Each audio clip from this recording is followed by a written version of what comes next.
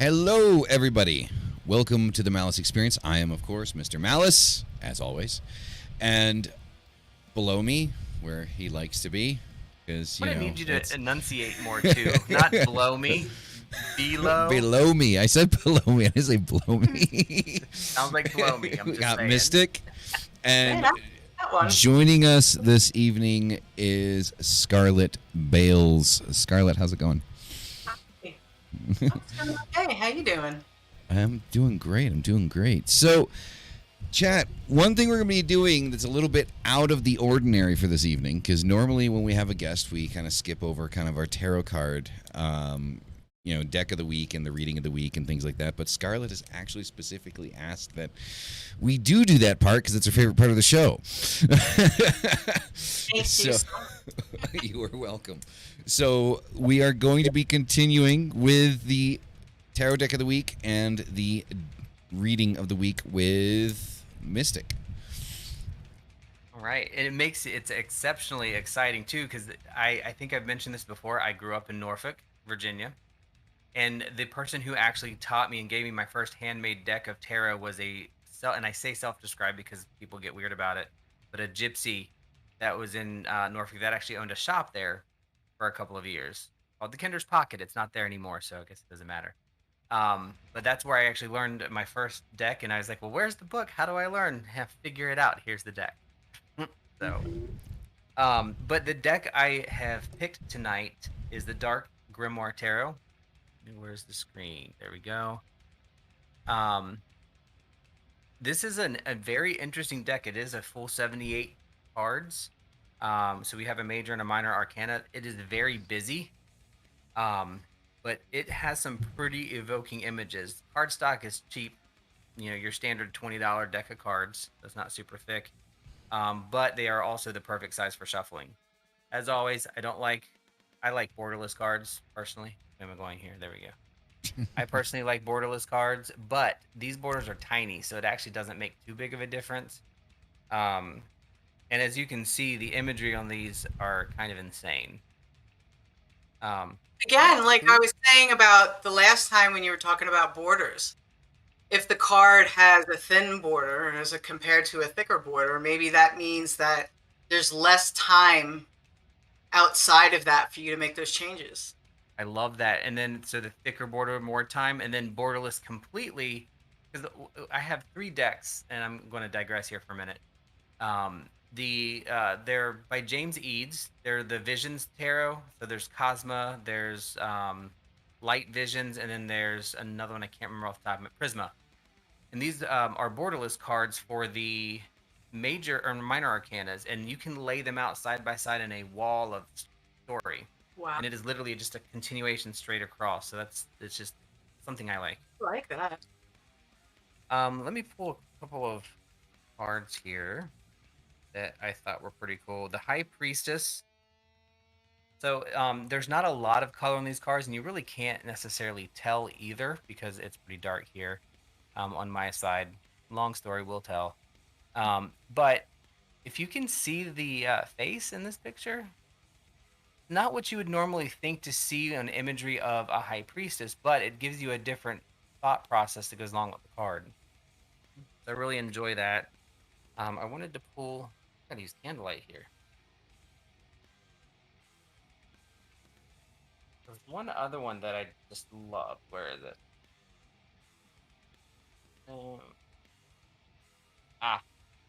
This one I like.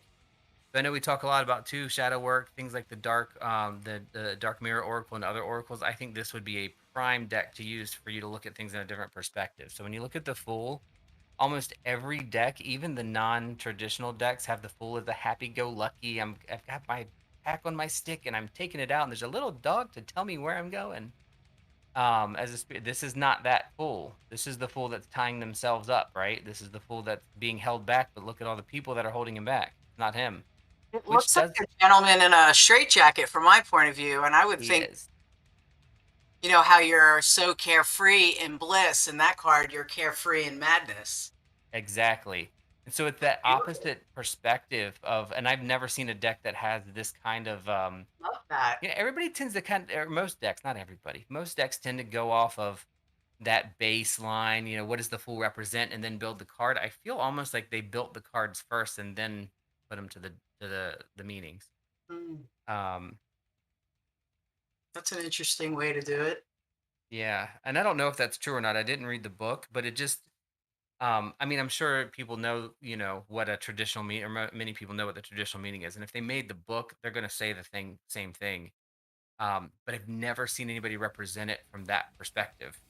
Mm. I was looking for the Hanged Man because that was a pretty neat perspective too. Although, seeing it again, I don't know if I should show it on screen. I think I'll hold off on that. If you want to look at the deck, look it up on Google. I know we probably aren't too PC on this, but I don't necessarily want to show a very realistic picture of somebody hanging. What was it called again? The Dark It's Grimoire? the Dark Grimoire Tarot, Okay. and it is by Michelle Penco.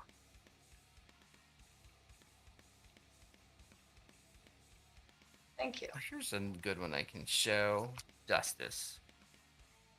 I don't know why I feel like I'm on the opposite side today. Interesting. Now, how many Justice cards has anybody seen that has I don't want to, not a poppet, I don't want to call it a voodoo doll either because that's a specific thing, but you know what I mean. That's not usually what you see with Justice, but it certainly does represent justice, doesn't it? Sure does. The gorgeous, I love this deck. Anyway. Yeah. All right, so let's look at a couple. So we have chalices, pentacles, swords. I just want to see if they're all the same. I didn't note that. And wands. Okay, so standard decks, suits. I'm gonna pull a couple cards now because I feel like I'm in the mood.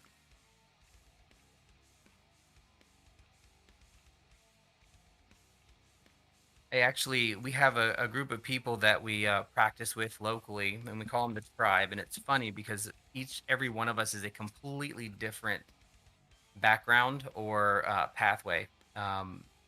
Mystical, druid, Wiccan, pagan. We do have a couple of Satanists and some other things in there, and it's fun. Virginia, I'm telling you, when it comes to that pagan community over there by the Virginia Beach area, I have not ever met anything like it. I mean, we fight all day long, and then at night we all get by the fire naked and dance with the drum. Yes, right? Yep. During the day we may be throwing some shit at you, but you're right. At night, time to play with the fire, and it's time to dance around the bonfire and play drums, and it's just unbelievable. It's amazing. That is the one thing that I miss about that area, the Hampton Roads area. I do too. I lived there for 33 years. I have not found the community like that anywhere else. And who knows, it might not be like that now, but that's what it was when I was there, and it was wonderful. Well, I know we went back recently, and it was the same exact people at the Mystic Moon at the same locations. I'm pretty sure they're still doing the same thing. Yeah, definitely. Definitely then. All right, so let's get a major arcana card here to start with.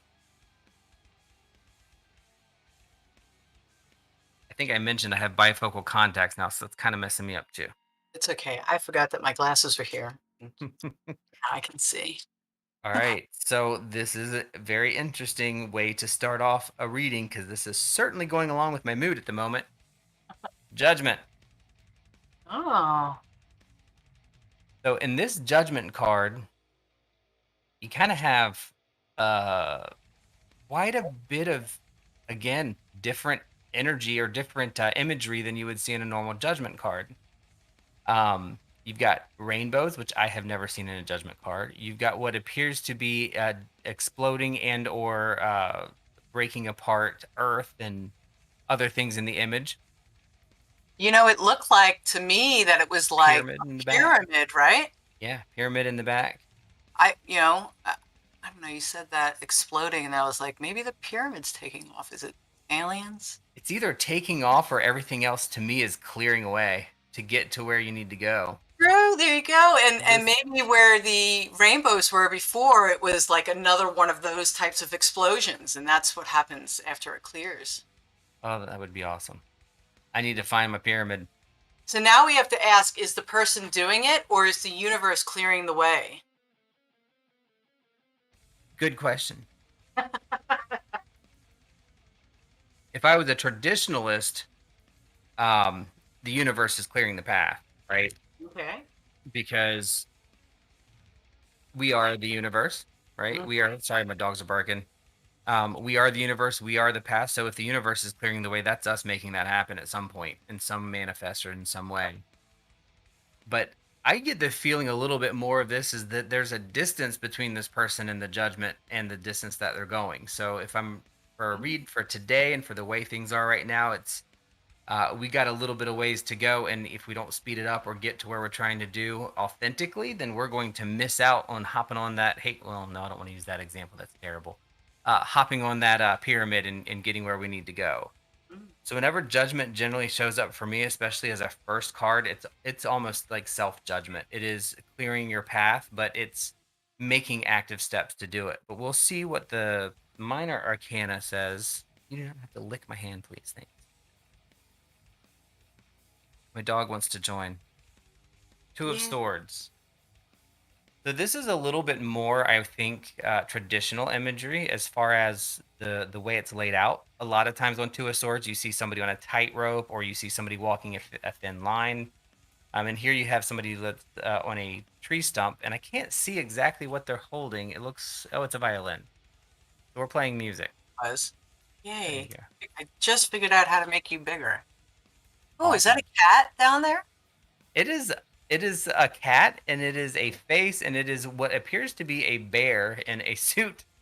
What is he standing on? Is that a tree trunk? It is a tree trunk. It's a stump. Okay. And he's blindfolded. So those are all traditional Two of Swords, right? So what you're looking at is difficult decisions. Number one. Number two is there is no in between. It is a yes or a no, and you need to pick one, and it's going to be a hard one. Well, that just sucks. Yeah. So I might as well just do a reading on myself right now for shit. Tell you, the person that holds them, what they really need to know. Yeah, I know. But anyway, so we'll keep that in heart, right? Looking at making decisions that are based on facts, because our swords generally represent things that are true, things that are discoverable, things that are attainable, that are in the here and now. That they can be theories, they can be of any element, but they're usually black or white. A sword. So we have that. Yeah. Yep. You can either cut somebody and kill them, or you can cut the fat off so the tissue can grow. So you can go either way with them. So judgment kind of far off, and we need to work towards it, and we need to make some hard decisions, but we need to make them. And it doesn't seem like we have a whole lot of time. All right. And then our third card for the night is going to be the Knave of Pentacles. Another one that's kind of a general. I'm trying to get this glare off of it, and then focus. Another pyramid. Yep, another pyramid. So our Knave of Pentacles, we're actually in the elemental realm of Earth, which is my home place, right? Well, probably everybody's home place. Well, actually, that's probably not true either. I think we have aliens among us. We can just ask Mel. But in all truth, or in all seriousness, for me, most of the time, your court cards represent people that are in your life, or people that'll be around you, or that are going to represent you, and they can also represent you. This right now, for me, if we have a Two of Swords with our single person and our Judgment with our single person, our Knave is talking about us. This is that make the decision based on what you feel and what you really think is right, and what keeps you grounded and keeps you whole. The Earth is always about keeping things whole. We talk a lot about balance. And what is balance? Half, half, whole. Quarter, 3/4, whole. Earth, sky, whole. Above, below, whole. So that balance is in search of the whole. So when we have the Knave show up from the Earth, we're trying to make things whole. So let's get that, whatever questions we need to answer or decisions we need to make, looking for whatever judgment it is we're trying to clear that path towards, and then ultimately allowing ourselves to see what's right in front of us, because that's usually what we're not looking at when it's sitting right in front of your face. I'm gonna have to do a deeper reading later tonight. But that is it for today. Yay! Thank you so much. That was fun. I like this deck. I've only used it one time before. I like that deck. I'm gonna look into it. Yeah, I think it looks pretty cool. I like how it looks. I'm probably going to be more muted than anything else because my headset died, so I don't want the feedback going through. So it's going to be quick shots. So, Scarlett, it seems like the chat is pretty familiar with you, but how about you kind of give everybody some background on you? Like, so with the occult and also with the mental health aspect of things, so they know where you're coming from. Sure. Okay, so cult-wise, it's always been around. I've always been in it. Not the occult, okay, per se. So it's just in my family. My mom and her side, we are all very gifted. Always had experiences that, related to seeing ghosts or hearing things or having ESP between the family members, and it's just always been there. And the people that my parents would hang out with were always occultist or metaphysics. I come from Long Island, New York. When I was younger, we lived in Maryland, and around 9 we moved back to New York. And then but my parents were Roman Catholic. I never really was into the church. I've never liked it. I hated going to CCD every Wednesday. I hated when we moved to New York, and then I had to go every Saturday because my grandmother taught there. Oh, it was terrible. But you go through the strokes, you get baptized, you get your first communion, and then you get your confirmation at 13. And then at 13, I said, it's my decision to go to church now, right? They said, yep. I said, awesome. And I never went again. So that was it. It never made sense to me. I don't know. There was only one time that I liked it. And that was when we lived in Maryland, when this one priest came from somewhere. His name was Father Reed. He was the only priest that I've ever met that I liked, that could be trusted. He was wonderful. He would leave the door open on the church. I grew up thinking that all the churches left the doors open. I thought they were always open. I always thought in my mind when I was getting older, like if I ever got caught outside in the middle of the night, all I got to do is find a church because the doors would be open. Excuse me. And he would also leave his house door open in case anybody ever needed a place to go or somebody was homeless or whatever.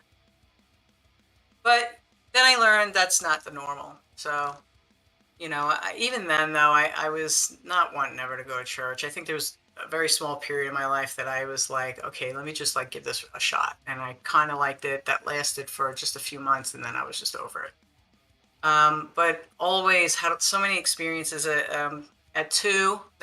That's like the first known one. My mom told me when I was 2, I had an imaginary friend, and she would see me talking to him all the time. And she would say, who are you talking to? And I'm like, oh, my friend. She would say, what's his name? His name is Friend. And it's like, okay.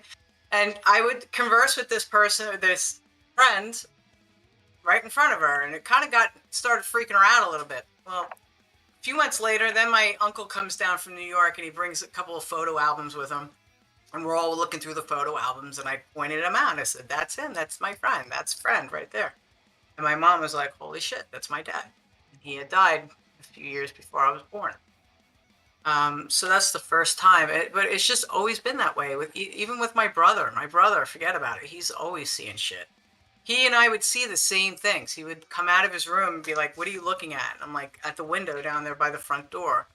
And he goes, tell me, do you see the green guy? You looking at the green guy? And I'm like, yeah, the green guy. And it was like this green guy.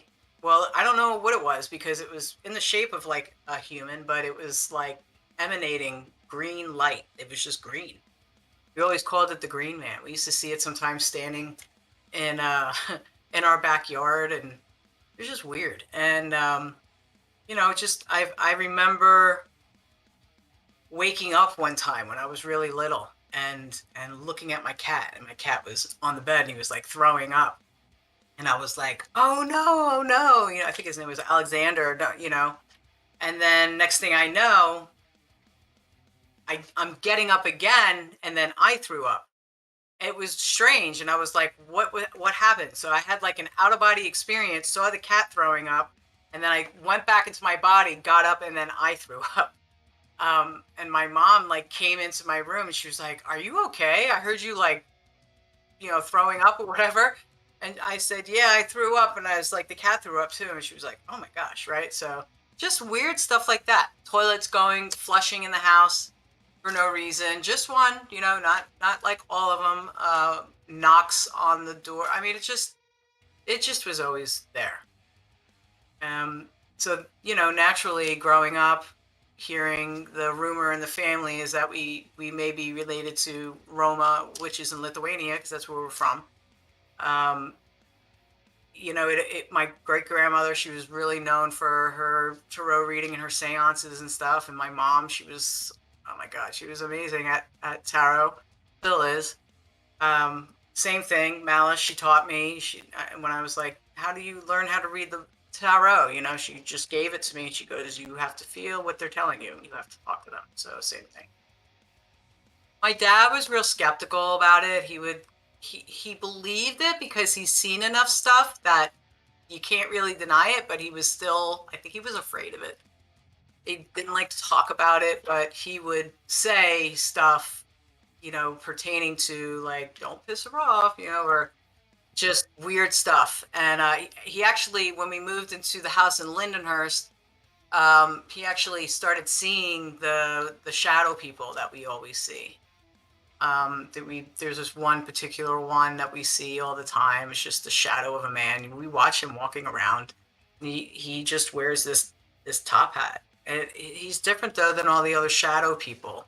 He's not like something that would come into your room, like for sleep paralysis, or like the people cut out, the weird cutout people. I don't know if you see this if you astral travel, but sometimes I see these things. If you see the yellow, like the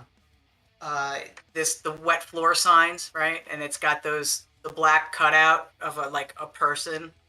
I've seen stuff like that in the astral, and it's really weird. But this is like a man, like like there's someone in your house, flesh and blood man, but he's standing in the dark, and he's come up to my room, and I've felt him like looming over me and looking at me and like just touching my face. And then like I'll go to get up and I'll hear him go, shh, shh, right? And he'll just put me back down. Like I can't help it. And then next thing I know, I see him like walking out of my room. It's just sometimes it's really fucking freaky, excuse my language. And it's really scary sometimes because I'll be in my bed and then I'll think my son is coming into my room, like my son Vinny, and I'll realize that it's not, and so that's weird. It's weird when you wake up and they're standing at the end of your bed.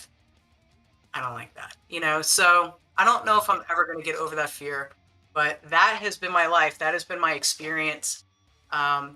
There's one time I was brought out into the woods with my mother and a friend of hers that were doing some paranormal investigation at some camp.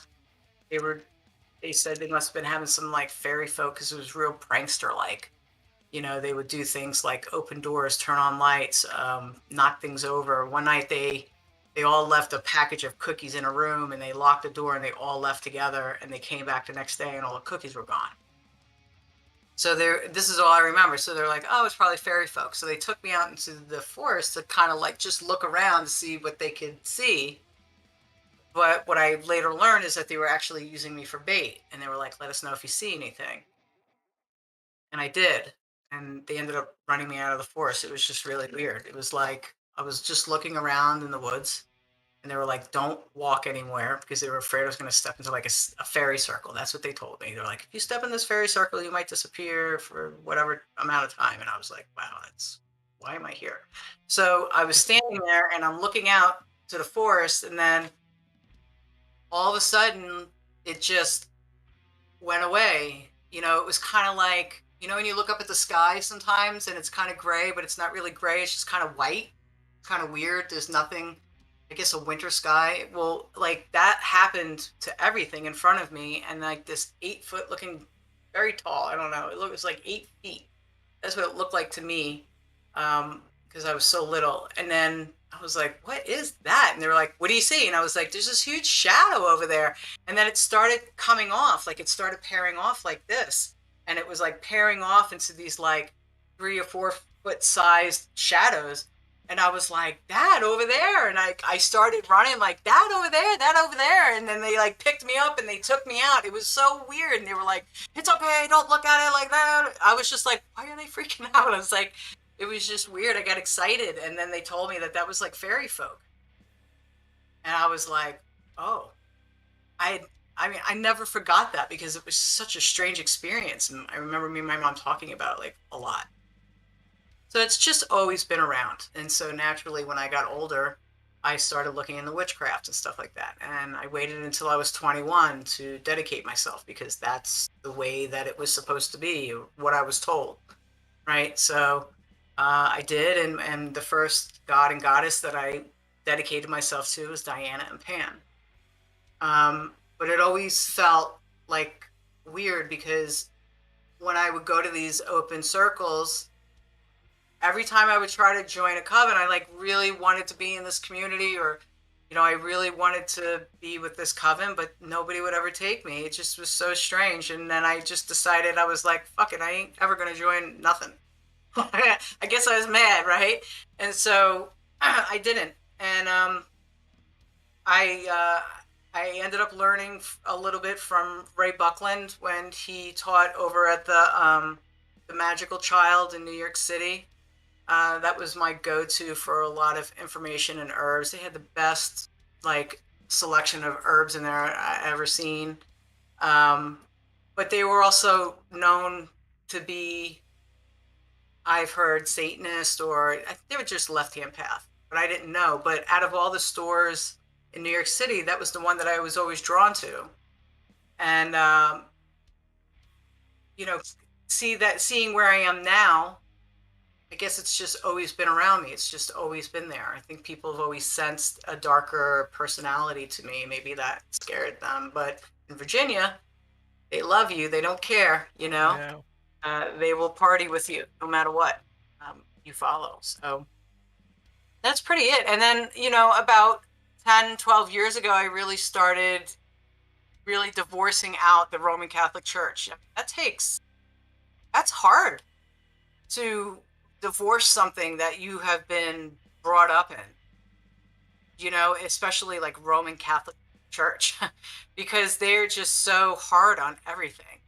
I think it took me, I was like, maybe, let's see. Oh yeah, I was definitely in my 30s before I was really able to start working with the demonic, because I was always afraid. I was always afraid. There was always just something inside of me that was afraid. Not like I believed in hell or cared or went to church or any of that. I gave that all up as soon as I could. It just, something scared me about it, and then I just did it. I just started doing it, started reading books about it, and started doing it, and it was like I came home. It was the second time I felt like that. The first time I felt like that was when I went to like a full moon ritual. It was like an open full moon ritual, and it was like I had that feeling of coming home. It was really weird, and then I got that again. So that's me. This is, and then I don't know. It must have been about 4 years. I don't know, 3 or 4 years into it. That's when I met Nate, and brings us up to here. Like that. Rock on. And what about your experience with mental health, as far as like kind of like helping other people with mental health? That won't take as long, okay? So I've always been kind of the person that people go to, I guess. I don't know why. I guess they just felt comfortable with me. And I wanted to be a psychologist, I guess, when I was younger. I guess I totally forgot about it. But I've always been interested in mental health, always read stuff about it, always learned about it and everything like that. And I got a nursing degree. Okay, so I was a registered nurse for a little while, and then I got I got medically retired from the Army after 11 years. And so actually, I didn't think I was going to work again. I was like, what am I going to do for a degree? You know, I'm not going to work. So I was like, okay. So I was a stay-at-home mom for, I don't know, for a while, for like 8, 9 years. And then I decided Nate wanted to, you know, his dream was to be a full-time black magician and own his own business and do what he wants to do and all different entrepreneur things that he has his irons in the fire with. And so I was like, I'm going to go back to school and get my doctorate for a psychiatric nurse practitioner. And then I'm going to make a good enough living that it won't even matter. It wouldn't matter if you made another dollar. Like, just do what you love. And he was like, cool. And I was like, awesome. Because it's something that I wanted to do. I really enjoy this. This is what I feel like I've been meant to do. This is it. I couldn't have done it when I was younger. I was way too angry. I have my own trauma from childhood and in my teenage years and even in my adult years. I have a lot of trauma, but I've also been doing a lot of work on that. I've done a lot of EMDR for trauma. I'm still working on it. But it really made me feel good. And I was originally just going to work with post-combat veterans and do EMDR with post-combat veterans, go work for the VA or something like that. Maybe go work for the FBI because they take on psychiatrists to do trauma reprocessing with their agents because of the things that they have to see and do. And I've already got a clearance for, like background secret clearance or whatever. So if you have gotten some type of secret clearance or something like that, or then it's easier to get it if you get hired again. It's not, I don't know, doesn't matter. Anyway, so I'm going to school at University of San Francisco for a psychiatric mental health nurse practitioner. I absolutely love it. I do EMDR, I do ego state therapy, and my specialty is CPTSD and dissociative disorders. Also, I've been heavy into learning about personality disorders because a lot of the time when people come for therapy and they have early attachment wounds and childhood trauma, they're going to show up with borderline personality traits. They don't have the disorder, they don't have the personality disorder, but they'll show up with the traits because of the attachment injury. So in order for me to be able to be all-inclusive, I have to be able to know how to work with people on the spectrum of dissociation. That includes light dissociation to what you do normally, because everybody dissociates, to working with people with dissociative identity disorder. And then on top of that, complex trauma, all I can know about that. And then being able to use ego state therapy with my EMDR to work on the child parts that are inside. Because if people have parts and the parts are not on the same page with reprocessing and getting rid of the trauma, or if you have introjects, if you have parts inside of you that are mirroring the abuser, then you're never going to be able to get that out. They're going to stop the reprocessing. So it's a different process. Why is it important? Why do I do this? How do I apply it to my occult? Trauma is a glass ceiling, and it doesn't matter. I've realized that it doesn't even matter if you're on an enlightenment or if you're just living. Trauma is a glass ceiling, hands fucking down. And it's invasive, it's life-changing, it is debilitating, and you're constantly in a state of alertness to a point where you're not even thinking with an executive type of functioning. You're thinking more of your primal survival state brain, and it gets very difficult. And there's a lot of things that happen to your body physiologically that makes it impossible for a person to ever feel completely safe or for them to completely trust. And that doesn't just mean people outside, it means yourself as well. If you can't trust yourself, then there's going to be a part of you that's always waiting for the shoe to drop. In the occult, if you want to get past uh, just doing ritual to manifest mundane things in your life, and you start to want to go higher into what is my consciousness capable of, or what of my own potentiality with the abilities that I've been gifted with, you have to be able to get into a state in your body that requires you to be in a parasympathetic, a relaxed state, and not in a sympathetic alert state. Okay, I just went into a whole subject. Yeah, But anyway, like, I'm I'm getting my doctorate in completely. psychiatrics, and I love it.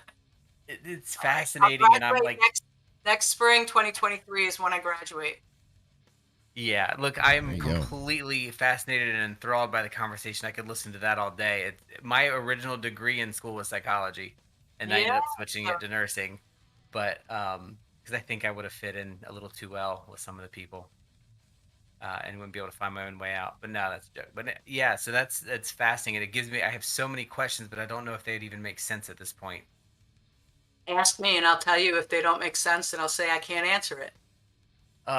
So one of the things that pops into my mind with mental health when it comes to the occult is kind of how I was originally brought into it, even knowing it existed, was from my sexuality. So that was part of my personal traumas that I dealt with, and it's a very similar thought process for me. Is I had to deal with all those things, um, and I feel like, and I wanted to see, do you feel the same way? Like a lot of people, or a lot, and I say a lot, kind of mistakenly, if not most, if not all, people tend to turn to the occult and occult people who are in that at maybe high school age and young adult age because they've had those traumas and they're looking for something that's going to give them a path, but then they leave out the mental health part.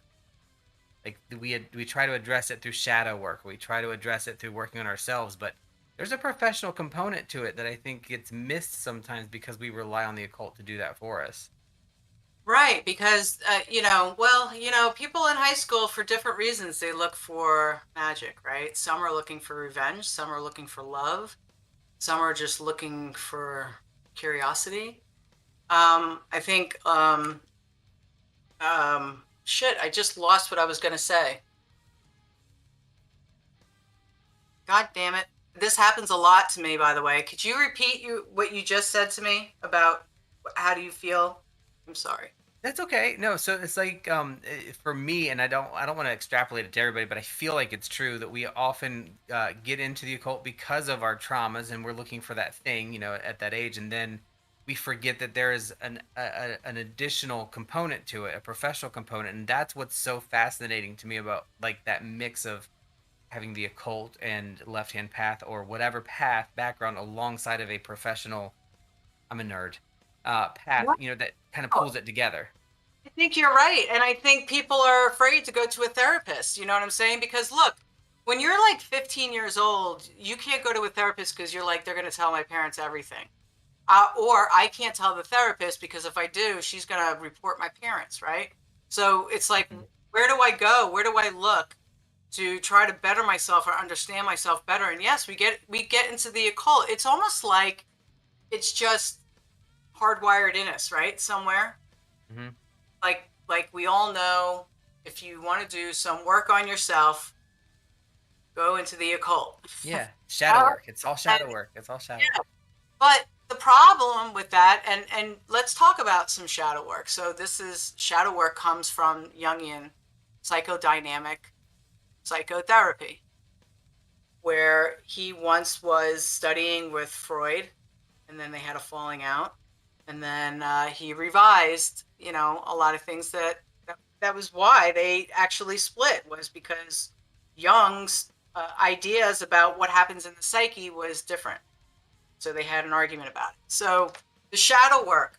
So if you're going to a psychodynamic person, you're doing psychoanalysis. This is different, right? So this is not really about getting better, right? People will go and try and use it to get better because what they're doing is they're getting a better understanding of why they are the way they are. It's not necessarily about doing trauma work, but doing shadow work. And I think that's part of the problem, is that people don't truly understand what shadow work is when it comes from like a Jungian type of philosophy. Shadow work has become this umbrella term of a lot of things. And so it's hard to say what people are doing. So if they're trying to do like traditional shadow work and then thinking it's going to fix them and going to reprocess trauma or something like that, it's not going to do that. What it's going to do is it's going to put you in contact with the unconscious. And it's going to, if you try to do that on your own, you need somebody to guide you there, right? Because it's a journey. Shadow work is a journey. It's about taking the ego and taking the unconscious and merging them together. And one of them is given the lesson by the world. The ego, this is how it learns its lesson on the outside. The unconscious is primal. It doesn't know. It doesn't see things the same way. It comes from imagination and everything that we're not allowed to talk about and the things that we're afraid of about ourselves. When we have trauma and we put it down there, it's in the unconscious with the child parts and the container kids that are just stuck away. So when people decide that they're going to open that door and they're just going to let the floodgates go and it comes rushing into their fucking, ego, they don't understand the blow and they end up smacking their head on the table from the tidal wave of all this stuff that they're not ready for, nor do they even understand how to incorporate it or interpret it, right? And then it ends up just messing people up because they don't know what to do with it. They're like, what do I do with this? What do I do with all this pain and suffering? I don't know what to do with it, so I'm going to stuff it back down and I'm going to go do some magic because I'm hungry and I want to get a hamburger and I need some money. So that is my thing. I see so many people in the occult. They come to the occult because they've been hurt. Okay, that's the usual. It's dark. It's forbidden. It's the place where we've had to feel safe. And so when it gets served to you in a book, you're like, oh, well, maybe this is the type of, this current understands me. Everything that I'm feeling and happening, it's all in here. It's all in these books. So you get drawn to it and then you start doing the magic and then all of a sudden you're starting to get results and you're like, holy cow. And then you learn about the god and the goddess, the sun and the moon, two things that you incorporate inside your body. You create this part inside of you that is the god and the goddess, and you become part of that divine. You find that attachment that you've never had, or you end up reparenting and healing part of the attachment injury that you had received when you were younger. And so now you're bound to the path.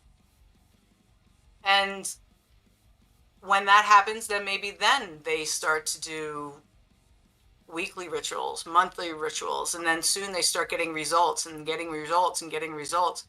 Sometimes what happens is people will get a result so strong that it will freak them out and they'll stop. Some people will get results so much and start seeing so much and developing their abilities that they want to push it further. The people that want to push that further, they're going to find that they're not able to get past a certain point because they can't control their emotions because they're constantly being triggered. And those are the people that will hopefully eventually figure out that they need to do shadow work with someone that knows how to do it. Because otherwise, you're going to be wasting your time. You're going to open those floodgates. You're not going to know what to do.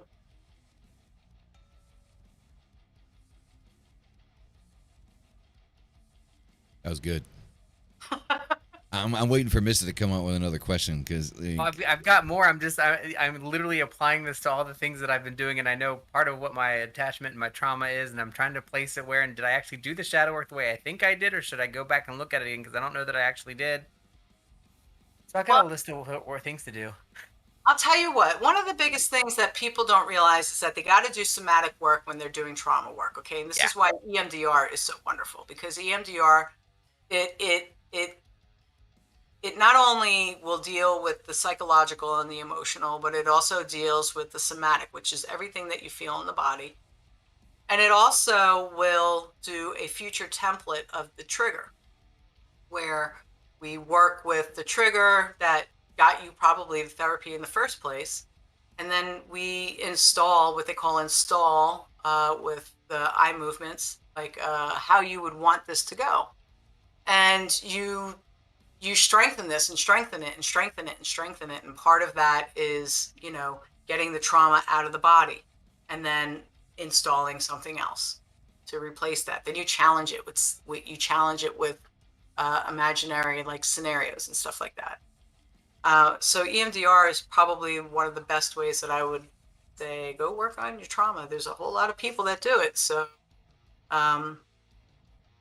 even if you don't want to, okay, and you want to learn some stuff, how to regulate. Okay. So regulating the nervous system, that's something, and working on how to get things out of your body. So there's two ways. One, there's yoga. If you do like yin yoga or like a slow vinyasa or something like that, where you're holding poses for a little bit longer, you're doing like hip openers and stuff like that. That's one way you're going to be able to work trauma out of your body. The second way is doing something what they call polyvagal theory. Maybe people have heard of it, maybe they haven't. Polyvagal theory is something that Dr. Stephen Porges has come up with, saying that we actually have two parts to the parasympathetic nervous system, which is the part of the body that creates rest, relaxation. We can eat, we can sleep, we can have sex, we can go to the bathroom. It's that relaxing. And he says there's two parts. There's one that's called the dorsal vagal, which is below the diaphragm in the belly. And that is responsible for immobilization, dissociation, complete shutdown. And then there's the other parasympathetic part, which is in the face and the neck, which is called the ventral vagal system. And it consists of your ears, your eyes, the muscles of the face, and especially the muscles of the eye, tone of the voice, and the speed, and so forth. When we are looking at people, this is our central cues of safety, cues of danger. The parasympathetic nervous system, when it's in ventral vagal, helps balance the other two. So you're constantly going through, on a healthy person, you're constantly going through. What happens in a person who's got trauma? The sympathetic nervous system will overwhelm the ventral vagal and it will kick it offline, shuts it off just like a light switch. It's out.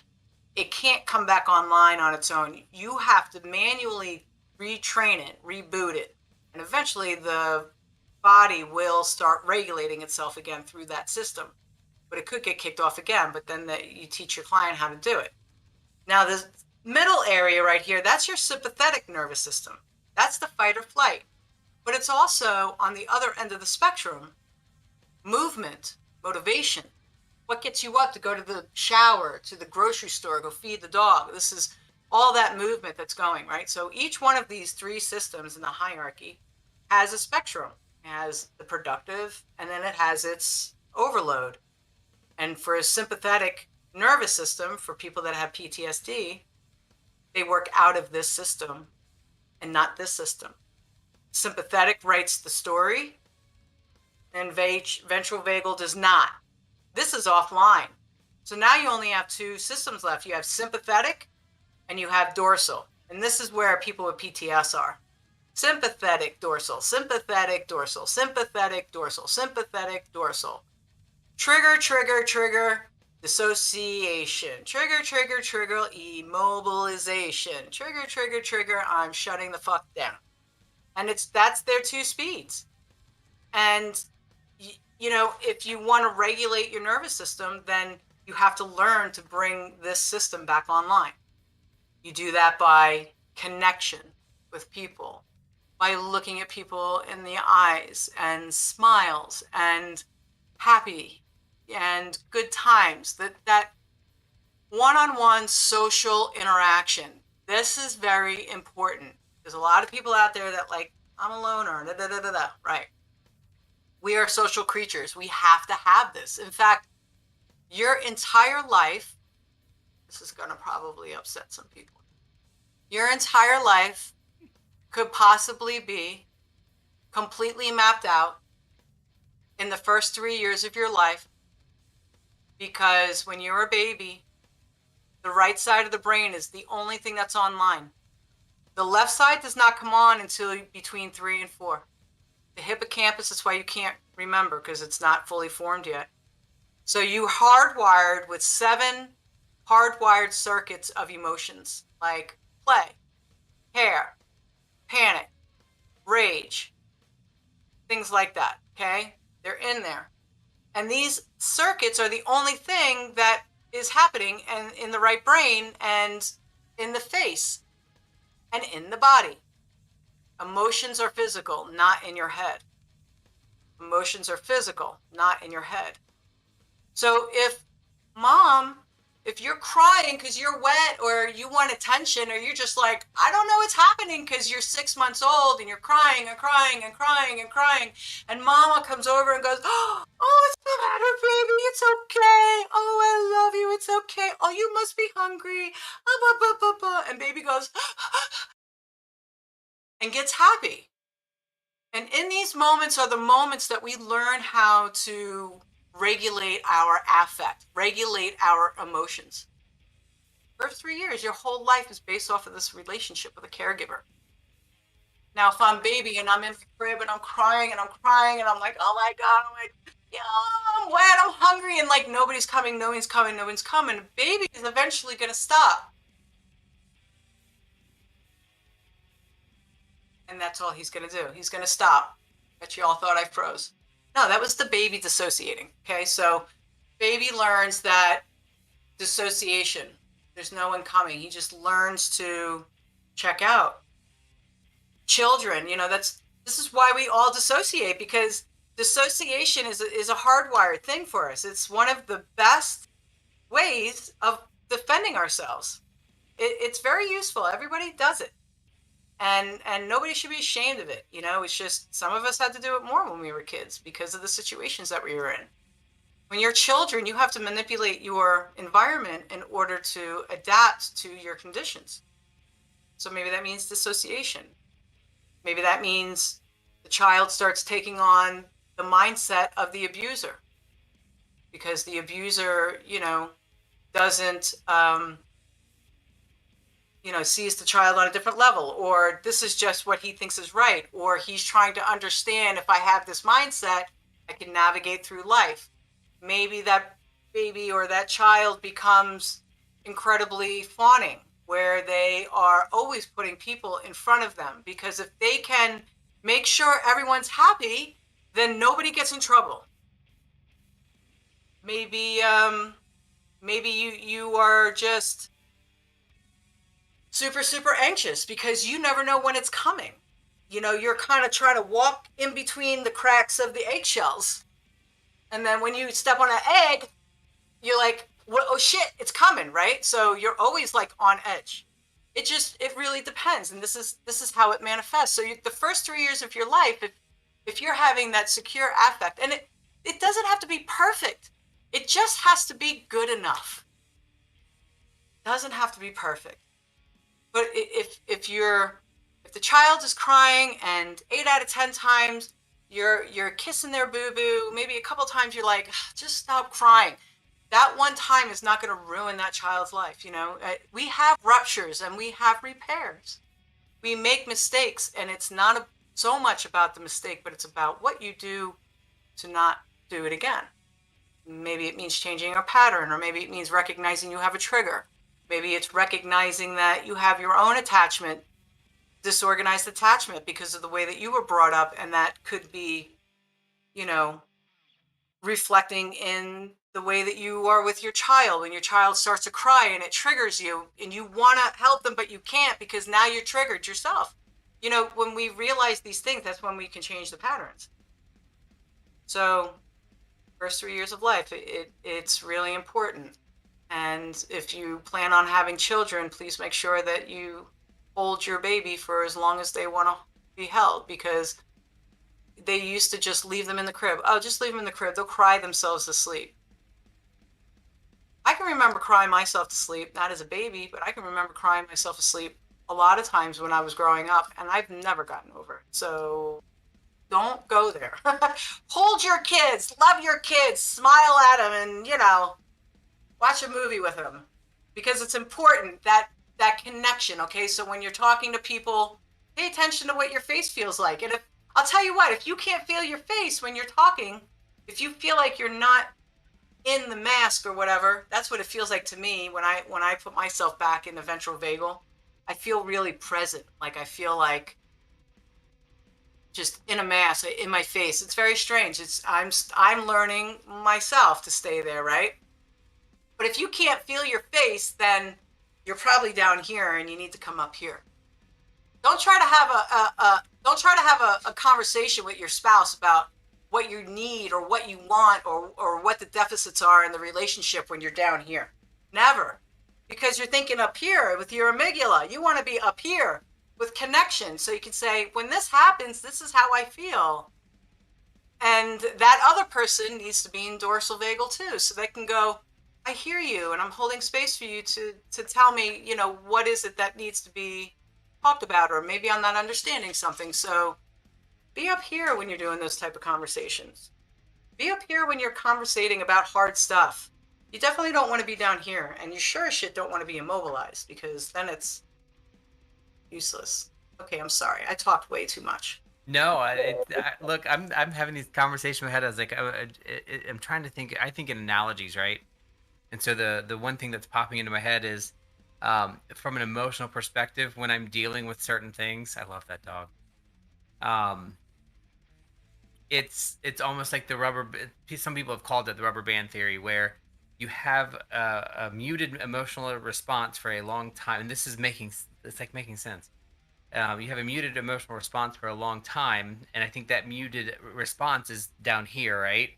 And then when everything snaps back, that emotional response it's still down here. It's not like it's come up. You're still operating in that lower space. And that I do that sometimes. I mean, not all the time, but it's neat to hear. And then I'm also applying it to all the medical stuff that's in the back of my brain of, how when you bear down in certain ways, you can actually make yourself pass out, how connected all of those things are together to each other. So the vagal nerve runs from the brain all the way down. It really inverts. It really gets into the intestines. It's all around there, and it's in the genital. It's everywhere. So the belly breath, right? So when you breathe out with the stomach, it pushes the diaphragm down on the intestines, which creates downward pressure. Like it pushes on that vagal nerve, and that's what stimulates it. So when you get tired and you start rubbing your eyes, or if you get really stressed out and you're like, that's the vagal nerve. Vagal nerve, right? I could take you for a tour on your nervous system. It will take a few minutes. It's a meditation that I can read. It's it's not that long. It's kind of short, just be a few minutes if you want me to do that. Go for it. Okay. I did this on Eldoria's thing. She liked it. She enjoyed it. So this is from the polyvagal theory.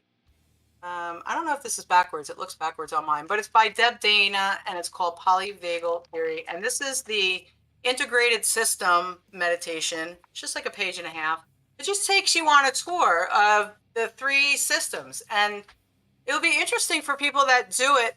See how far up in your face you can get, or if you can actually connect with the nervous system. Because if you can connect with the nervous system, then you can start to learn to re-regulate that. That's really where look, for all my clients, polyvagal is the first thing. Getting them to regulate their system, getting them to understand how to reverse engineer their triggers so that they can understand their process, and each step that they are able to identify in that reverse engineering is an opportunity for them to catch themselves and turn the situation around or make a decision about, do they want to walk back down the stairs and take care of this calmly, or do they need to walk through that door and pop off through that trigger, right? So those are the first things that I have people do, and they like it.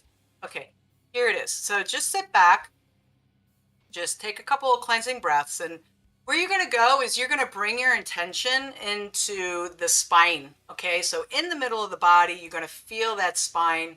You want to feel where that nervous system, okay, so the central nervous system, that's where all of this comes from, and the autonomic nervous system. And then, so it's your brain and your spine. Okay, so here we go. Begin by making the turn from outward awareness to inner experience. Close your eyes if that feels comfortable, or simply soften your gaze. Allow yourself to disconnect from the world around you and connect inside as you begin your exploration of the qualities of an integrated autonomic nervous system.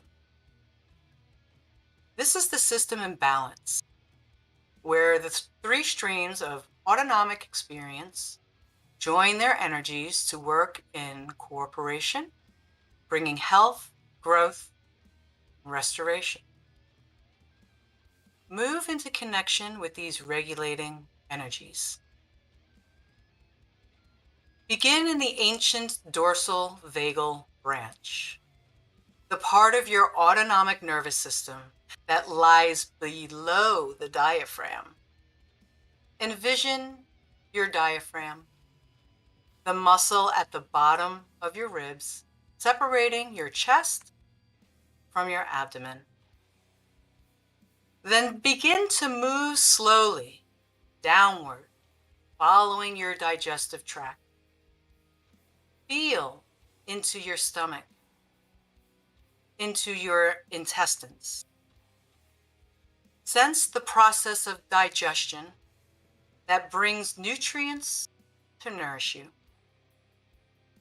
This is the realm of the dorsal vagus. Slow, deliberate, steady. Take a moment to feel this ancient beat. And now travel upward to the sympathetic branch and find movement and energy. Feel your spinal cord and then sense into the middle of the back. Feel your sympathetic nervous system circulating your blood, influencing your heartbeat, and making moment-to-moment adjustments to your body temperature. The rhythm here awakens you, a sense of stirring of energy. Soak in this invitation towards movement. And now find the newest branch, the ventral vagus. Return to your diaphragm and move up to your heart and your lungs. And now to your throat. This is the system of breath, beat, and sound. Sense a sigh of relief. Feel the rhythm of your heart, the vibration in your throat. Continue upward to your face, your eyes, and your ears. Find the energy of engagement, the pull towards connection. Allow that energy to build and fill you. From this place, tune into the gentle ways the ventral vagus watches over your system. You may feel that the ventral vagus sits on top of the other two, bringing regulating energy, allowing the sympathetic and the dorsal vagal branches to do their work. Bathe in this experience of homeostasis.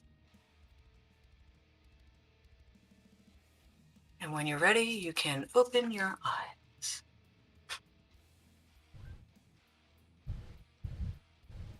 Everybody's like, I'm ready to go to sleep. But everybody, some people will only be able to get up into this area and won't be able to actually get into their face, and that's okay. You just have to practice. And what I tell my clients to do, if they wanted to practice that, then I tell them when they imagine coming from the sympathetic upwards, just lightly touch your face and your neck going up, and just keep doing that a few times, and then you'll have that sensation, and it will help you get that muscle memory to start pulling that energy up, and then it will happen. Just got to keep practicing it. I'm sorry I made everybody tired. No, it's all good. It's all good. It's interesting stuff. I mean, it's oversimplifying it, but it kind of reminds me of like how I feel like when I splash water on my face. Like if I'm feeling kind of zoned out or some shit, like I get ice water and I just fucking splash it on my face. Right. Yes, or you can hold ice. Right. When you get angry, you can throw ice at the wall. That's another good. But yes, you're right.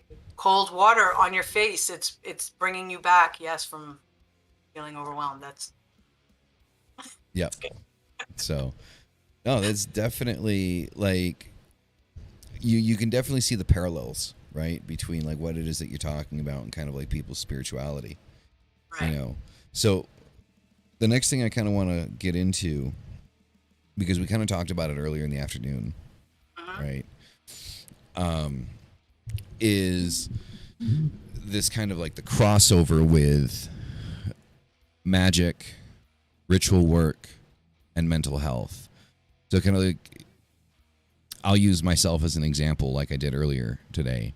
For me personally, to sit here and tell people that, you know, I've experienced automatic writing and I feel like Baphomet himself has written through me makes me feel insane. Just Why does it do that? Why does it make you feel that way? I think it's because for as much as I believe in all of this stuff, like wholeheartedly, I still have a very skeptical mindset, and even of myself. So when it comes to stuff like that, like, I mean, when people start talking about, you know, people floating off the ground and shit like that, I'm like, get the fuck out of here. Like, you know, like physics is still a fucking thing, you know, like, so, you know, I still have, you know, that skeptical kind of mindset, like, which is one of the reasons why fucking Christianity and Catholicism never goddamn worked for me. Cause it's like, yeah, I'm just going to fall on my knees and, you know, wait for some invisible fucking dude in the sky to take care of shit for me. No, you know, I'm going to take care of my own shit. So yeah, that idea, you know, so feeling that way, like, you know, I believe in it, but at the same time, those words coming out of my mouth, like, yeah, you know, this entity spoke through me. It's kind of like, my problem was always through somebody else that it was a bother. It wasn't my own skepticism. It was my own fear of other people's skepticism that it still does hold me back. Still does. You know, it's funny because yeah, other people's skepticism, man, I'll tell you, my family, even though like my mom, you know, said that we had this bloodline, whatever, and all the experiences that we had, she never claimed to be a witch. You know, she never did like the rituals like I do. She liked it. She doesn't mind if I do rituals for her. I think there was one time her and my dad did a ritual because someone told her that told them they were, I don't know, they had some ritual that I had to do to like remove some hex or something. I have no idea. But that was like one time, right? I don't know. Like I said, I think it scares my dad. So maybe that's why. But I was always afraid to say something to them about it because of what are people going to say? Even like when Nate first came out with his site and was like Black Magician. And I can remember the feeling, and I was just like, oh shit, we're in it now. Can't turn back. Fuck it. You know, you get to the point where you're just like, fuck it, it's just me. You know, you just got to be you. You got to live yourself as authentically as possible. And what does it matter what people think or say? Because they're always going to have something to say about you anyway. This is true. So how would you, so kind of like with what we talked about earlier. So let's talk about, you know, calling on a deity or an entity. and then hearing that entity's voice. So where do we understand that, we're not, falling into schizophrenia, or are we actually hearing that entity, or is it us? Is it like a self-fulfilling prophecy to the point where we're creating that inside of ourselves? So like there's like kind of like those three options that most people would kind of fall back on, right? Is kind of like there's a mental illness and that's why you're actually hearing it. There's no, I called on this being, this entity, and it's that entity talking to me.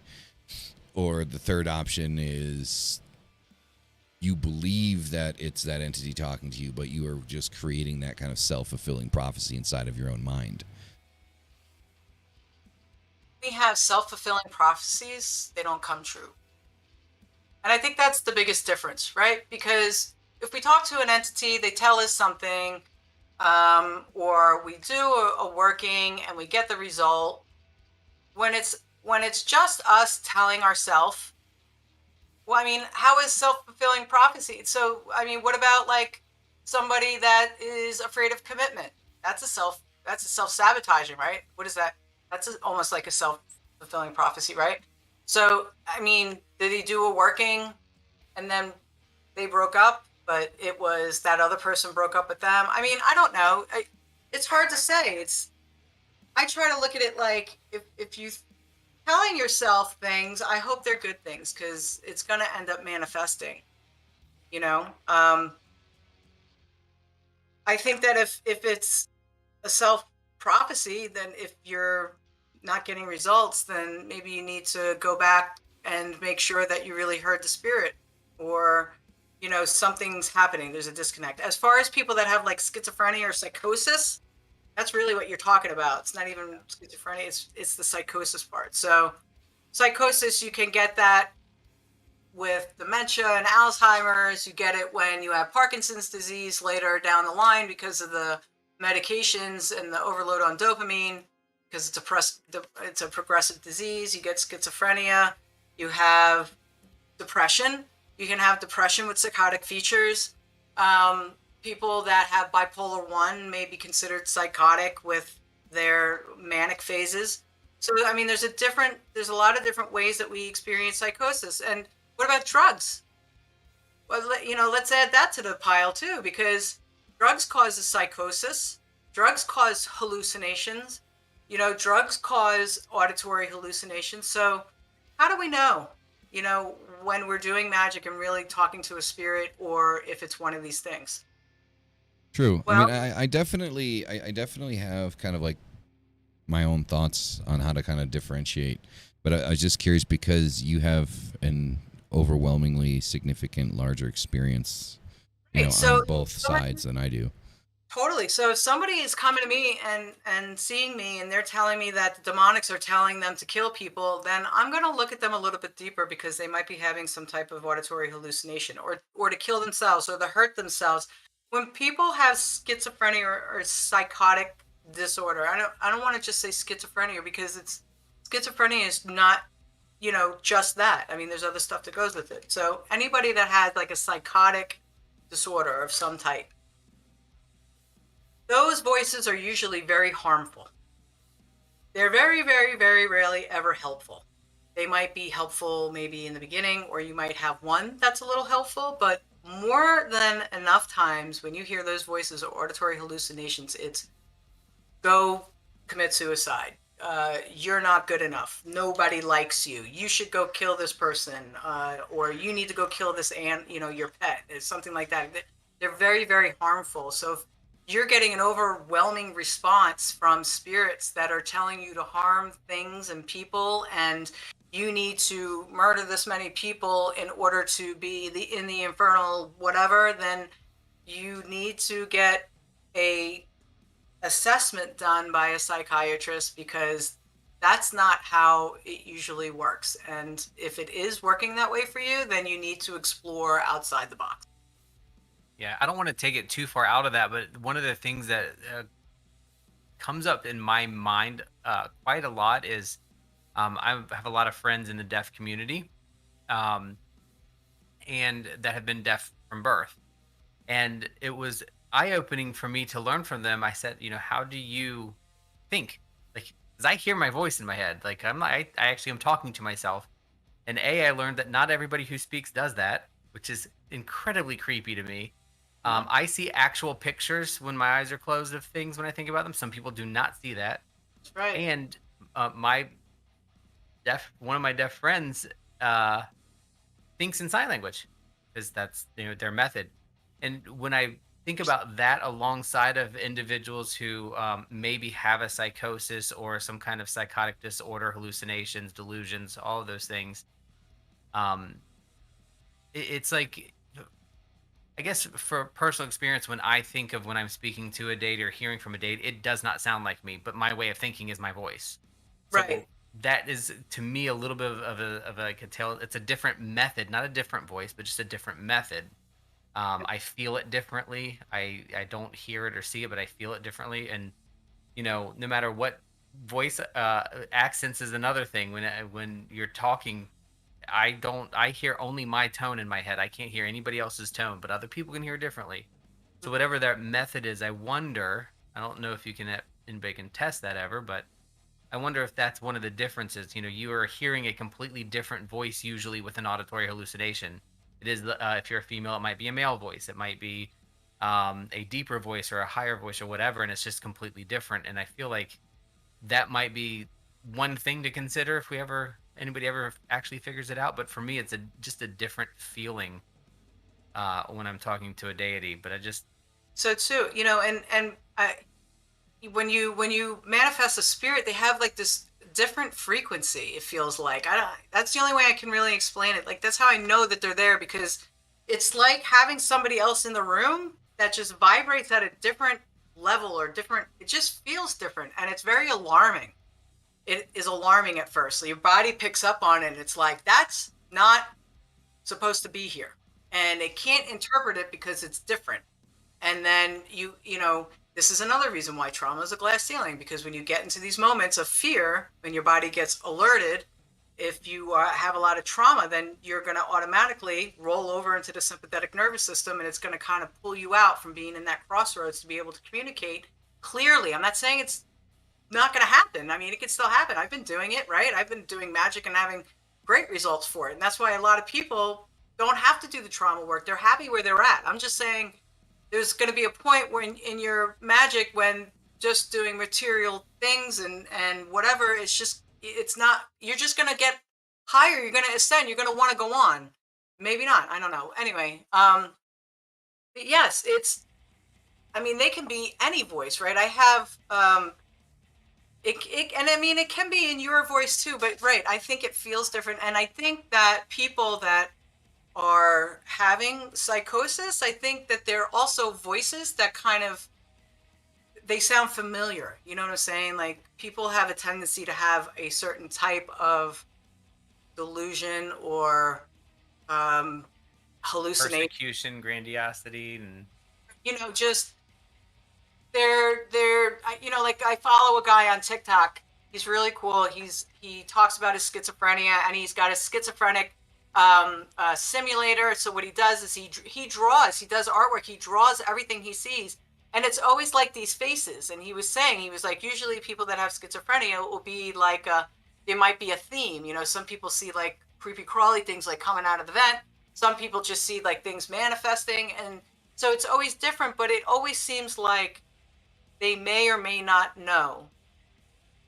I think that there's a lot to consider. Okay, so there's also like the history, and I can't even really speak on this because I don't have a psychotic disorder, so I don't know really from experience what it's like, and I haven't met anybody yet that does what we do that I could ask. So I would just say that if schizophrenia, bipolar, stuff like that, if it runs in your family genetically, depression, stuff like that, or any kind of like psychotic disorder, then you have to take that into consideration. You always have to take your mental health into consideration because it's important. Because for somebody that could be thinking that they're seeing spirits manifesting, they actually could be developing a different type of disorder or something else may be going on, right? It could be dangerous. and on top of that, they're not, in the long run, not going to really get the result they want, right?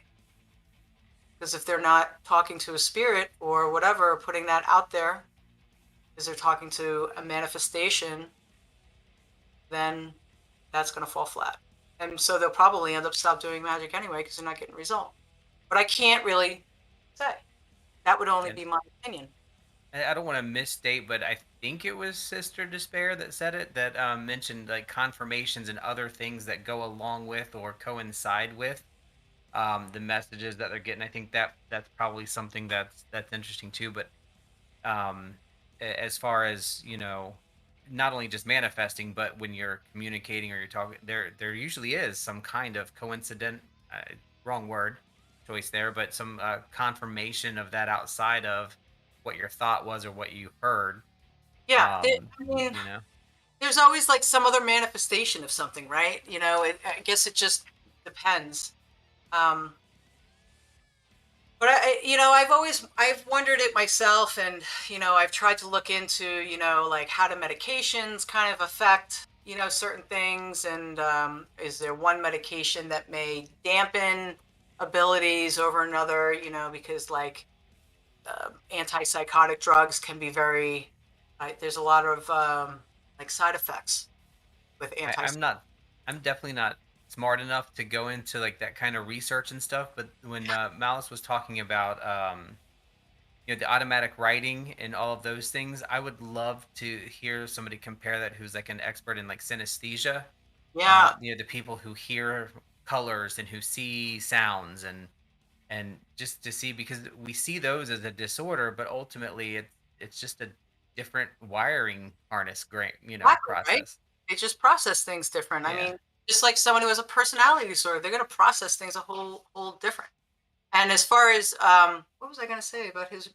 Damn it, I keep forgetting it. Like you keep saying something, and I'm like, oh, I got to remember to say that. And see, it happens a lot.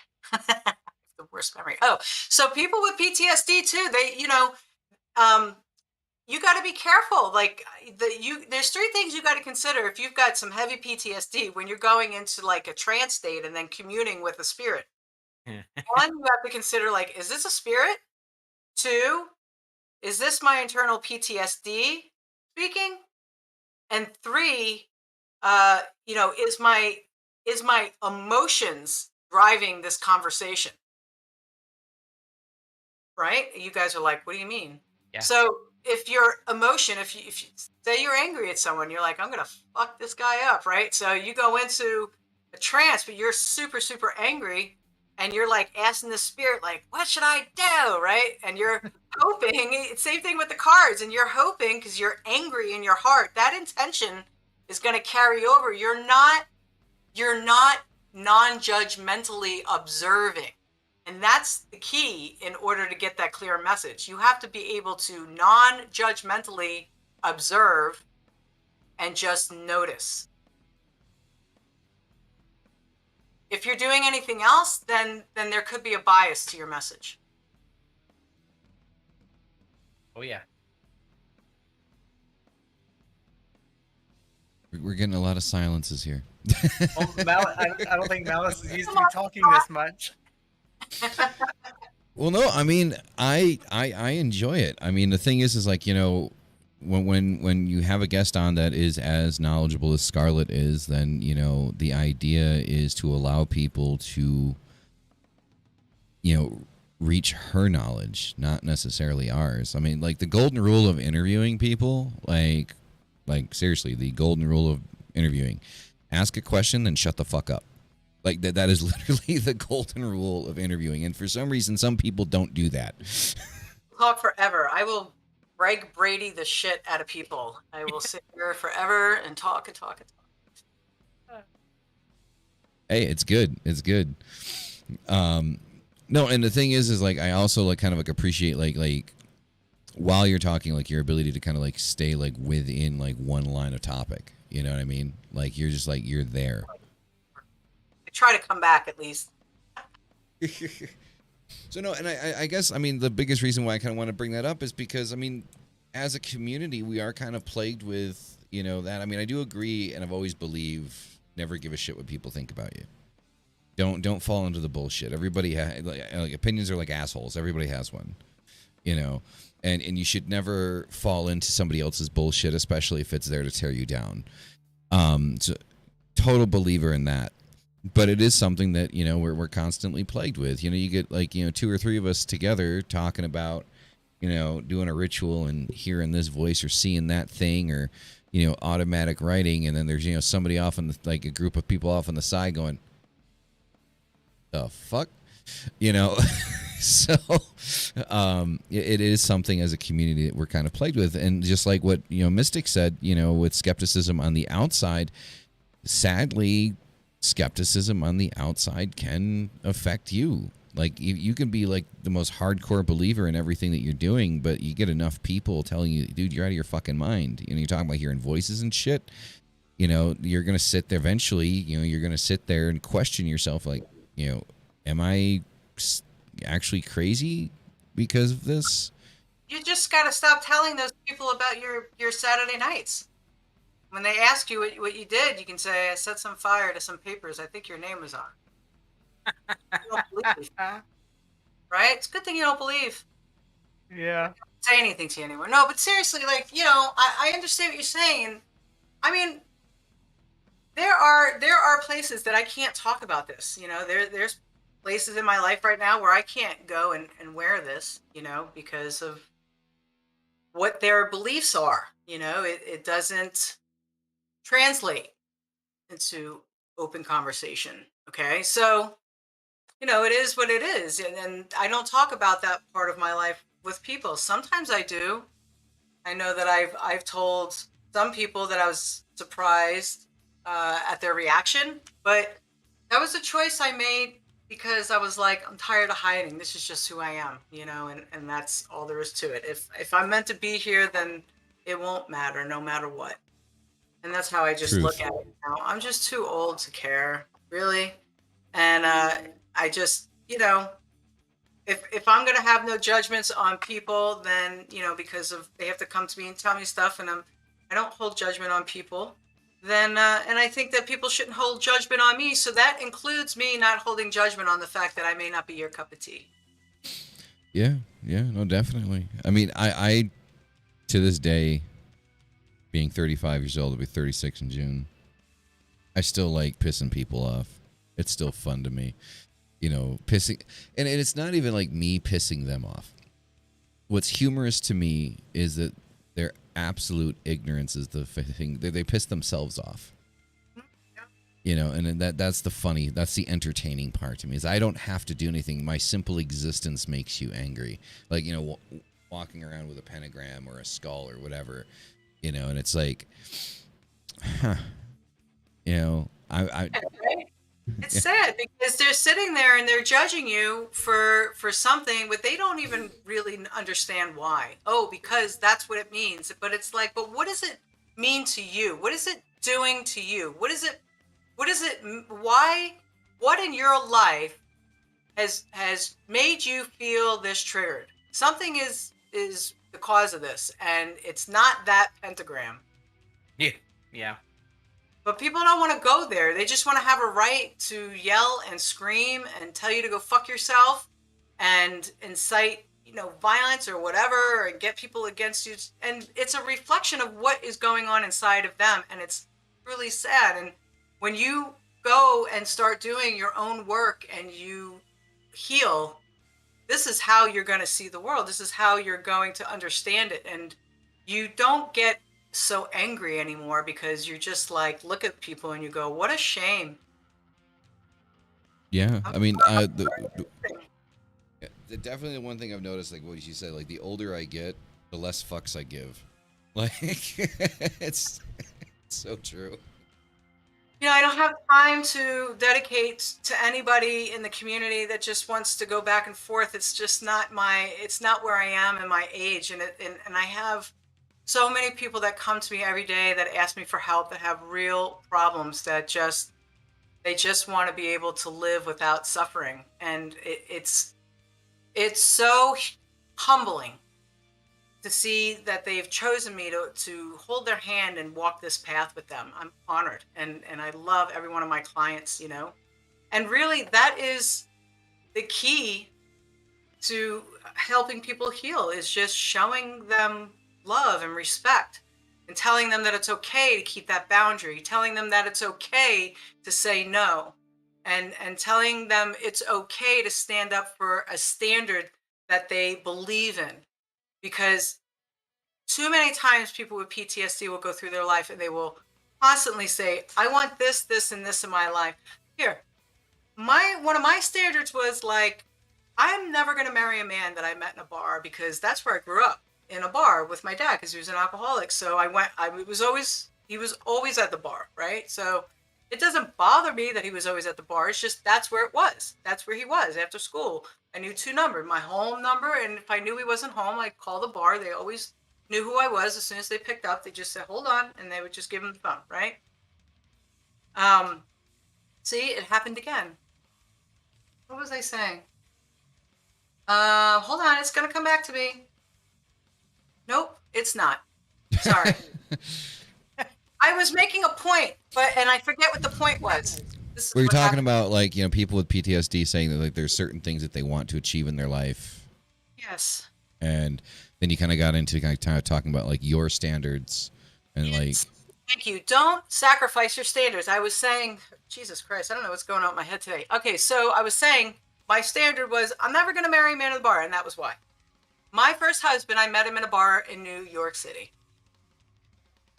In a bar. I'm talking about, like, not just like a bar and a club and like, hey, I'm talking about a fucking bar. Like a bar that's been there since 1940, okay? You know, it's like this old, like, shitty bar. I went there with somebody that was on a date. We were going to a going away party, and he was there. He was friends with the guy that the party was for, and we just hit it off. And then he went to the Marine Corps, and he was from Scotland, and you know, it was like, cool, I'll marry this guy in the military, and I'll get the fuck out of New York, because I didn't want to be there anymore.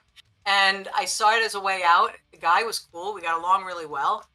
And boy, was it a shit show. Like, we got married, and then everything changed. That's when everything started, right? I sacrificed my standards, thinking that this could be an opportunity for me. But really, it ended up being a very bad situation. So decide what you want. And don't sacrifice your standards. Let's start there. And it's okay to say no. It's okay to have boundaries. And if people don't like your boundaries, then that's because they have an agenda. People that are your friend and they care for you and they love you, and if you come up to them and say, listen, I have to talk to you about something because something happened the other day, and this is the way it made me feel. And the reason why it makes me feel this way, it's because it violates like one of my boundaries of one of my triggers from trauma. Your friend will look at you and go, holy shit, I'm so sorry. Please tell me all about it. And we'll hold space for it and be open to hear what I did to trigger you and to understand so that I don't do it again. Right? Somebody that has an agenda or has their own trauma, feels like they're being accused, you will get into fights. People that are in their sympathetic nervous system trying to needs, that's it. Well, it's funny thing with that is, so just is a little different, but with the person I'm with right now, I've always had problems with relationships because I'm an overthinker. Like, I analyze fucking everything. So if I get into a relationship with someone, like a friendship or a romantic relationship, doesn't matter, I pay attention to patterns. And then I create this baseline of how things should be.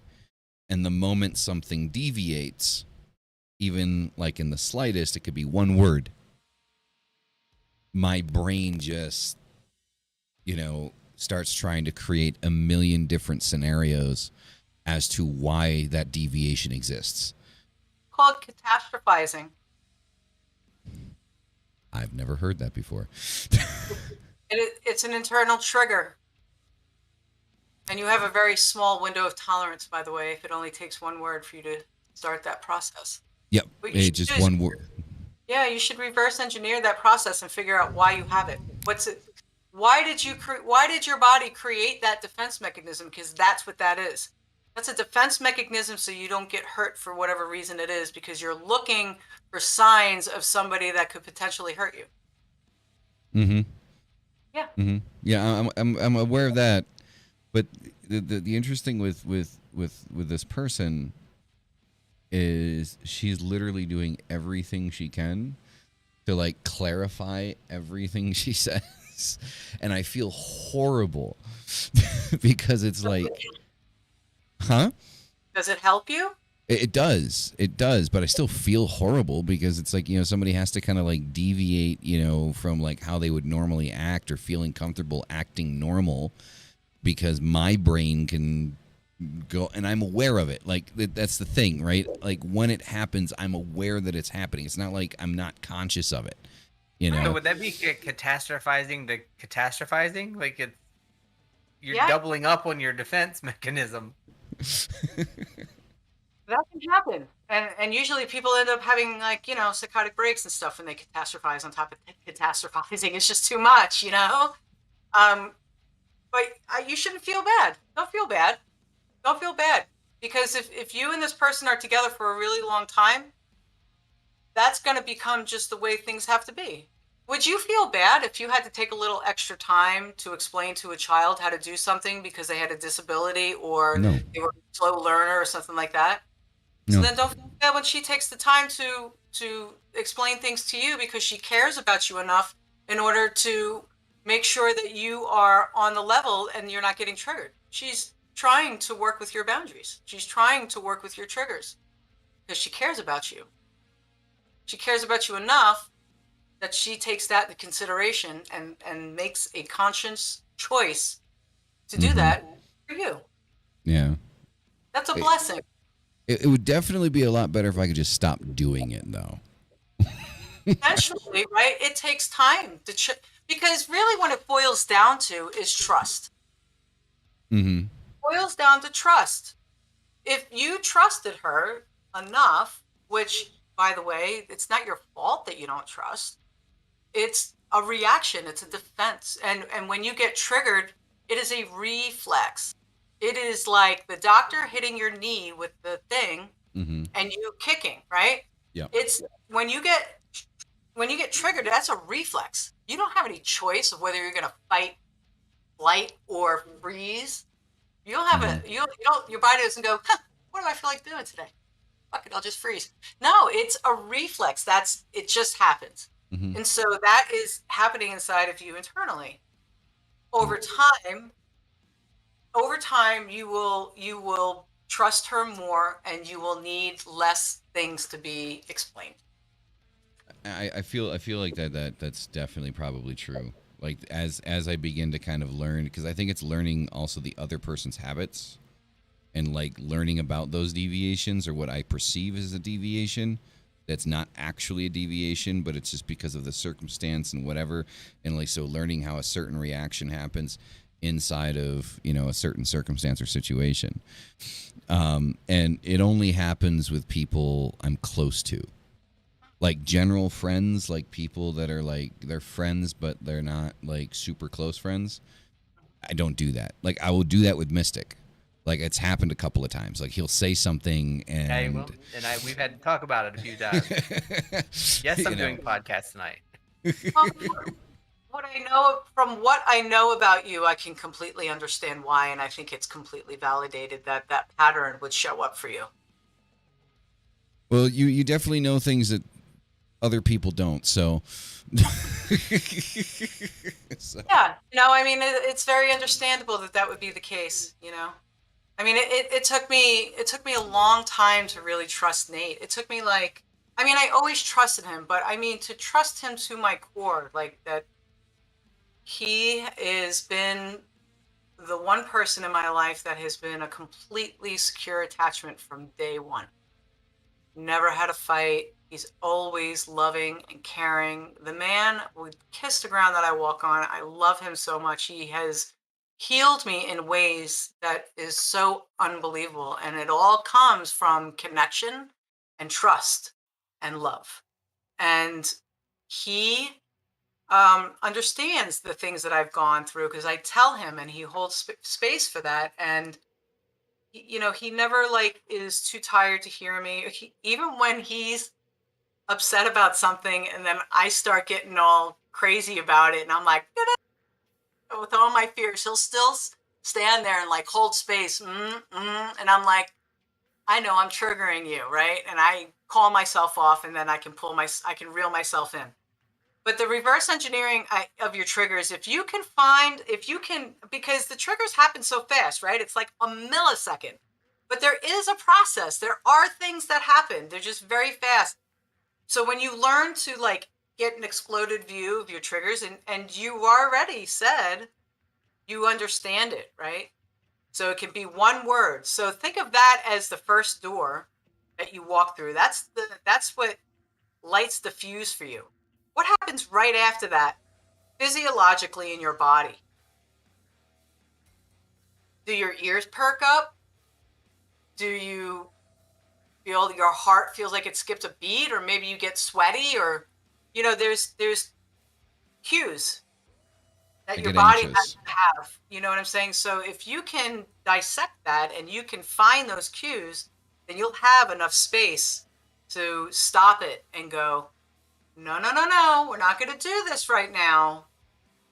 We're going to practice some belly breath, maybe use the vagal brake, and we're going to let this go.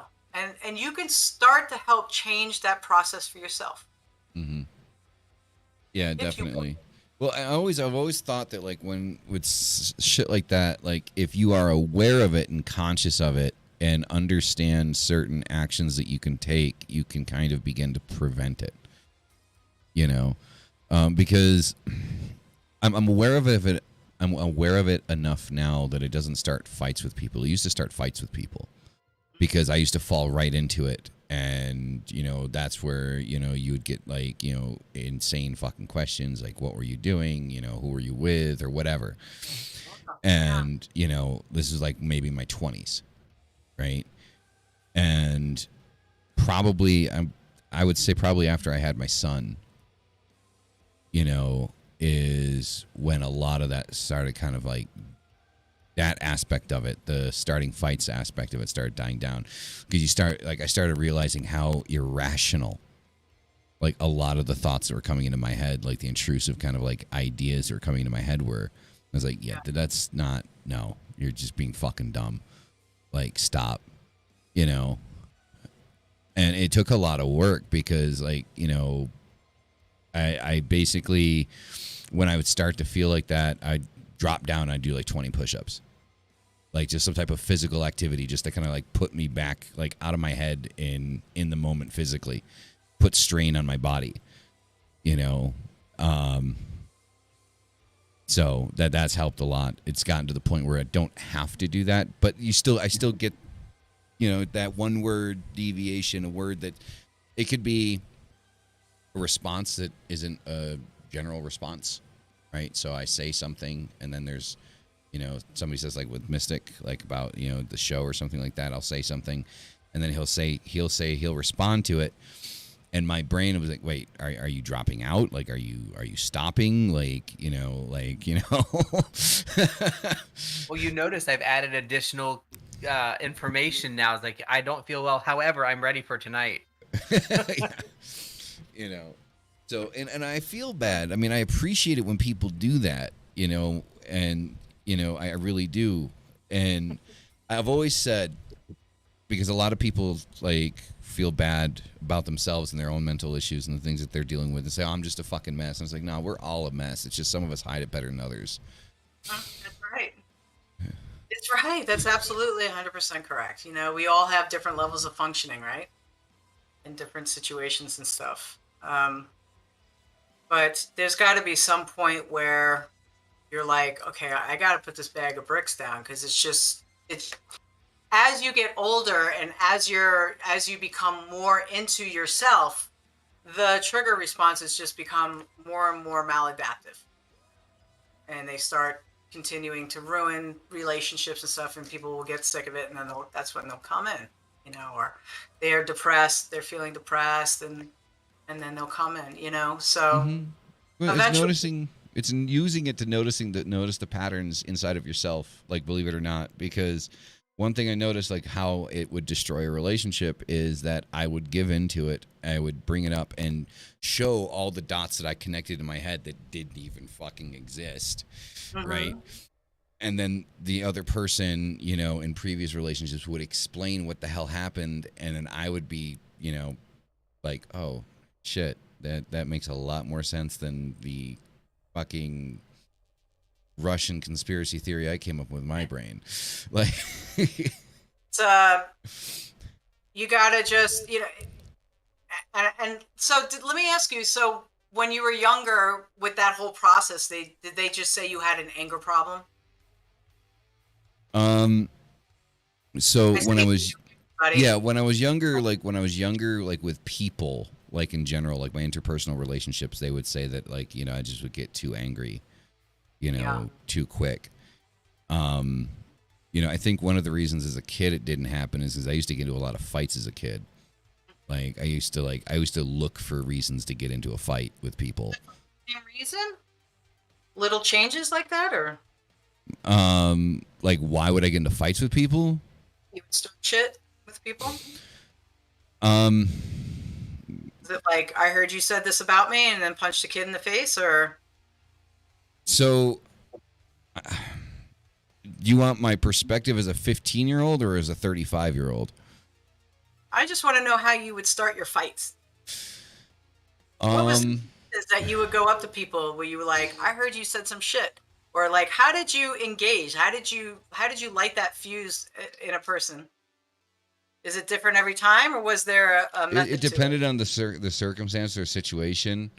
But generally speaking, I would always try to find somebody that was bigger than me, that I thought could kick the shit out of me, and I just fucking cold cock them in the side of the fucking head and just go at it.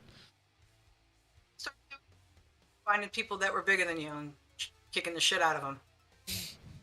What's that? How old were you when you started finding people that were bigger than you and kicking the shit out of them? About 14. Yeah. 14 seems to be about the age where you all turn around and say, go fuck yourself, right? 14, that's when I was like, I hate everybody. I hate them all. Yeah, I can see that. I mean, it for me, you know, because we've talked, I mean, it all makes sense to me. Mm-hmm. I mean, you're telling me the story, and I'm like, I wonder if he's understanding it. Like, you see how it's all linked, right? Maybe not. I in retrospect, I do. Like at the time as a kid, I didn't. Right. You know, but Right. like thinking about it, like at that period in my life, I had very little control. I mean, I understand as an adult, like we always have very little control over fucking almost anything in our lives. Like there's almost no control except for ourselves. But being 14 and not having a certain amount of stability that is required at that age to be able to focus on positive activities that other people were focusing on, I was just trying to keep my head together. You're in survival mode, so, you know, you're in survival mode.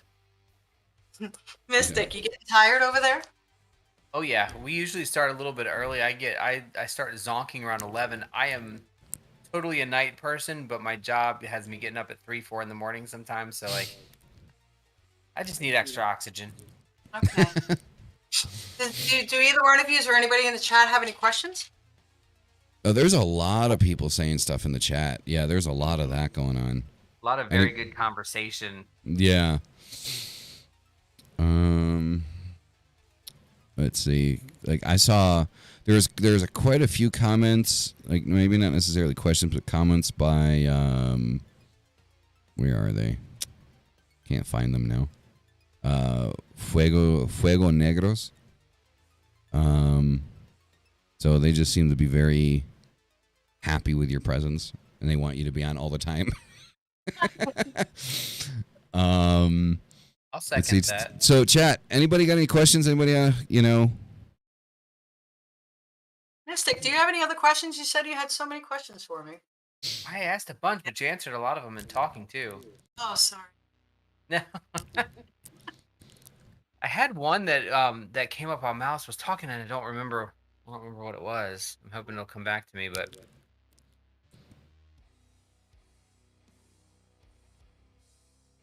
Well, let me ask one. So, with all that you understand and all that you know, with the scientific aspect of the human brain,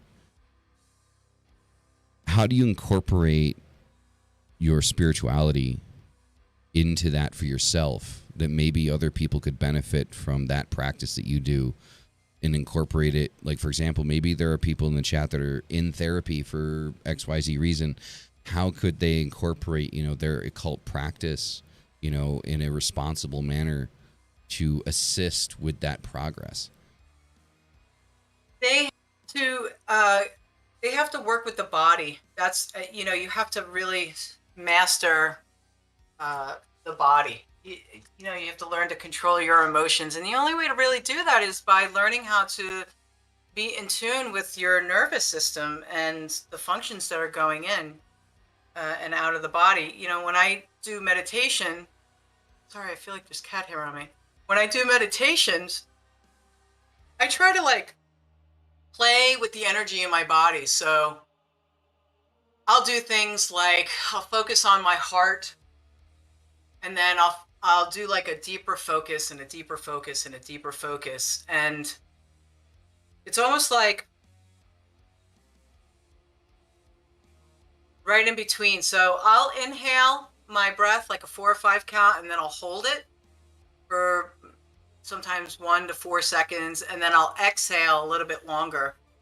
And when I hold at the bottom, then I feel into my heart, and I try to feel as deep as I can. Sometimes I can feel like the bicuspid and the tricuspid valves opening and closing, like I feel it.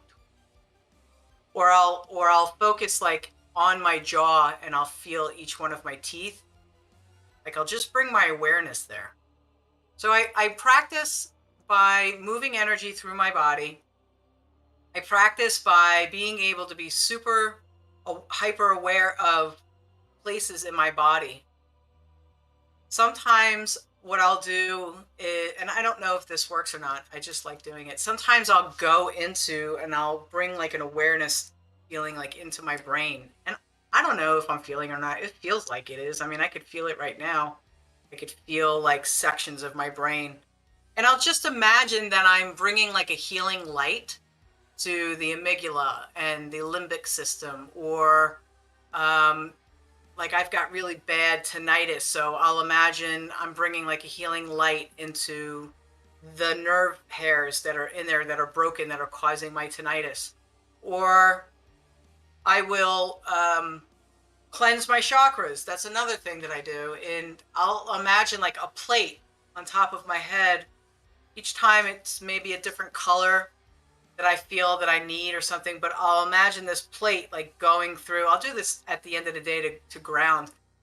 I'll go through the body with this plate, and it's like, it would be like a really tight fit. And it would be like if somebody was pulling a circular disc down, and you could see like, it's like scraping the wall almost, I guess, and like pushing out all of the black and negative stuff. And I'll go all the way down to my feet, and then I'll put it into the ground. So I do this with yoga too. So yoga is another really, really good thing for you to be doing for your body if you're going through therapy, especially if you're doing trauma reprocessing. You want to do something like yin yoga, which is nice and slow, or if you do a vinyasa yoga, which is moving through the different movements fluidly, do it slowly. Make it really dynamic, and like really like focus on becoming like one with the body. So if you're doing like an upward dog, you're really just feeling and staying present in the moment with the body.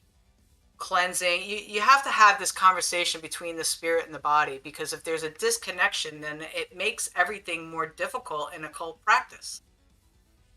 It's, if you can't stay in your body and like feel your emotions, then it makes it more difficult to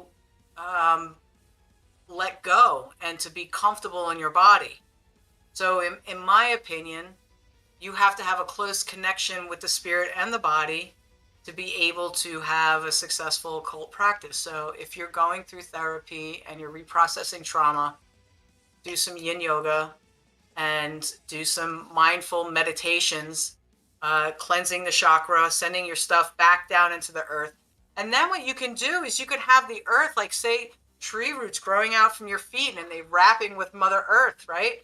And I do this with clients all the time. Then I go, pick a color. What color do you think you need to fill the space today from everything that we've taken out of the body? Like you remove stuff from the body, give it back to the earth, because she will take your suffering, your pain, your sludge, and she will create it into something, into life, because that's what the cycle of life is. It's destruction and creation. So I'll say, what color do you feel?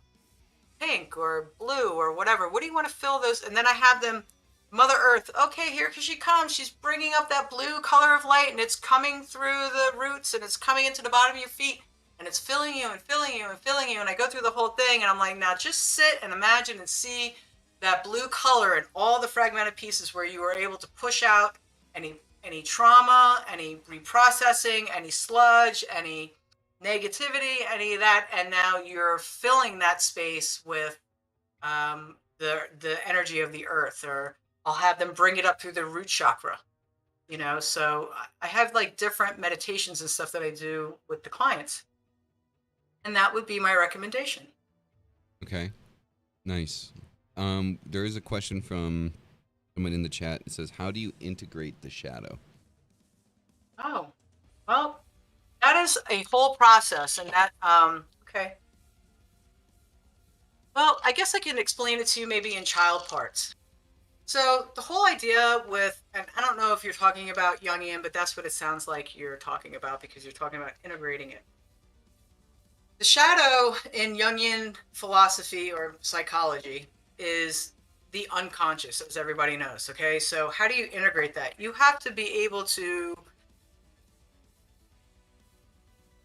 strengthen the ego enough, because when the ego is vulnerable, you will compensate, i.e. like triggers, or you will compensate in another way so that the shadow does not get erupted, I guess you could say. When the ego is vulnerable, it doesn't have the capability it's not strong enough to collide with the shadow. So it's really, how do you strengthen the ego so that it is balanced enough that it can come together with the shadow? Because you have to remember that the ego, as Jung would put it, is educated by the world. The shadow, the unconscious is all primal. It's all imagination, it's fantasy, it's primal, it's abstract. And if you don't have someone that can take you through this journey, you're going to open the floodgates and you're going to try to integrate these two, and they're going to collide like this. They're just going to keep smashing. I'm too weak to take you on, and I'm too strong and abstract, and it's going to overtake, and it's not going to, it's going to create some type of internal conflict, like some major internal conflict. So how do you integrate the shadow? Well, if you want to do it through Jungian therapy, then you have to go to somebody who practices psychotherapy, that they can take you on this mediated journey of strengthening the ego, which is basically getting to know your nervous system and your body and feeling secure in yourself and fixing that attachment with yourself so that you're able to pull all the shit up from the basement and bring it forward. If you're not going to be strong enough to be able to face what's down here, then you're not going to succeed. And this is what you see a lot. You see people, this is what I was talking about before, you see people trying to do shadow work. They read some Jung, or they go through some magic book, and they're like, oh, shadow work, shadow work, shadow work. They open the floodgates, and they haven't done any work with the ego or the nervous system or themselves to prepare and strengthen what's about to happen. And everything from their childhood and everything else comes and takes a big shit right on your ego. So you have to do the trauma work with a professional, or do the integration with a professional to make sure your ego is like ready for this. I dig it. I dig it.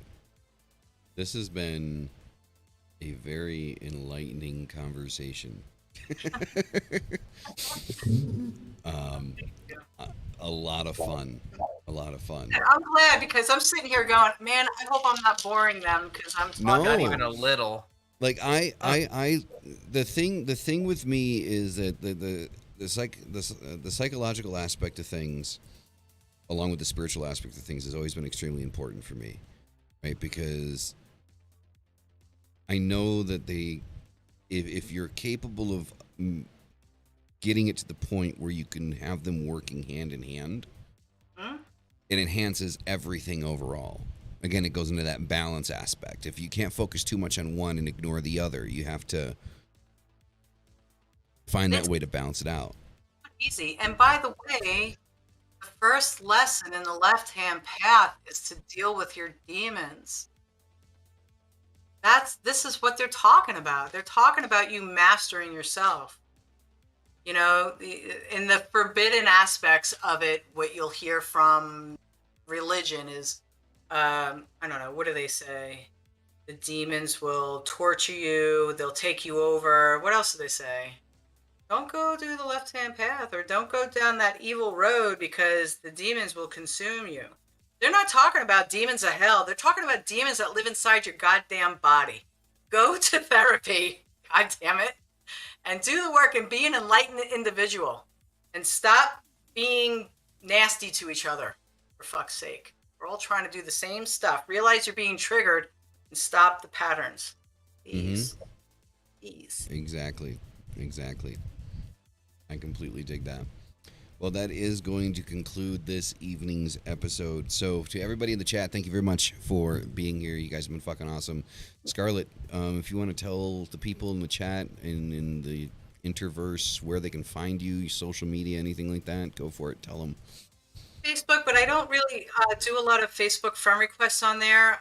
So if you're going to send me one, you should probably put a message with it. But you can find me on Instagram, or you can go through NateBales.com, and you can always find me. If you want to get in touch with me for some reason, you can go through him, and he will direct you to me.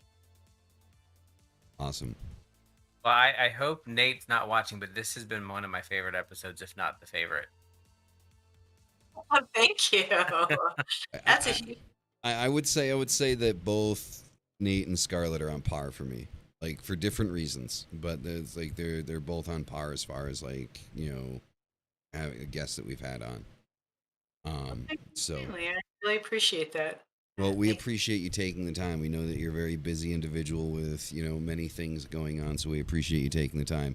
So Absolutely. with that being said, everyone in the Interverse, thank you very much for being here. You guys are fucking amazing. Love your faces, and we'll see you guys next week. Peace out.